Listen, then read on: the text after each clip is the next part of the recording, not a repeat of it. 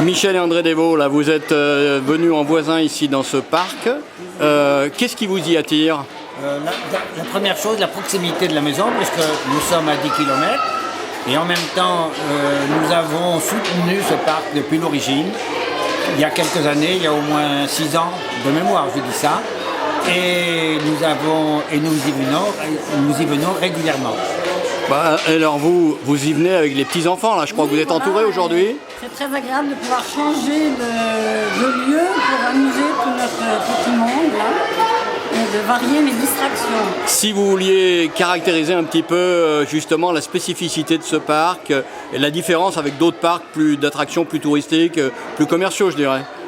J'ai un peu l'impression qu'il y a beaucoup moins de danger qu'ailleurs, et là ça fait 3 heures que nous sommes là et on ne les surveille pas beaucoup.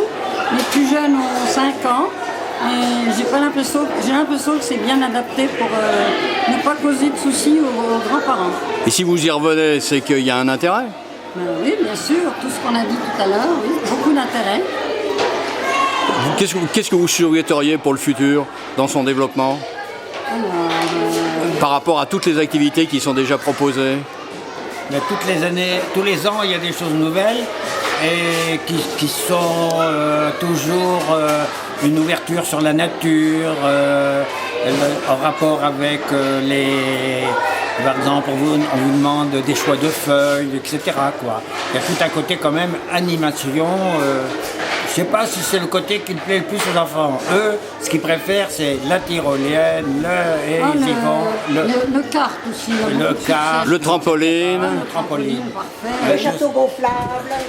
On y va au château gonflable. On ne l'a pas fait encore, ils attendent, etc. Et je crois qu'ils aiment beaucoup aussi ne pas avoir besoin de demander à chaque fois. Il faut payer, il faut... C'est combien, enfin pas c'est combien, mais être obligé de redemander à papa et maman ou grand-père s'il faut payer.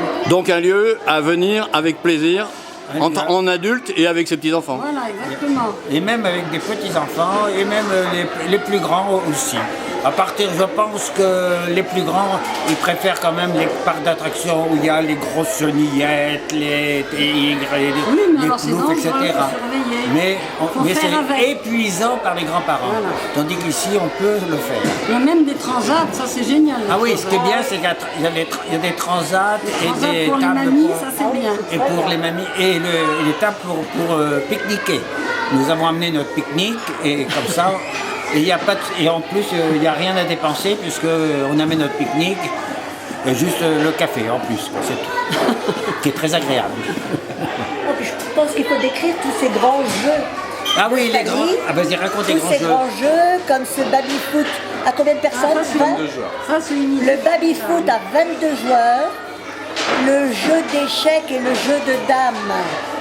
Immense, 50 cm les piots.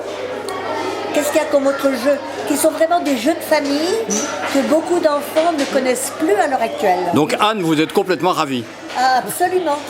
Et je trouve que tous ces jeux en bois, c'est vraiment un plus extraordinaire.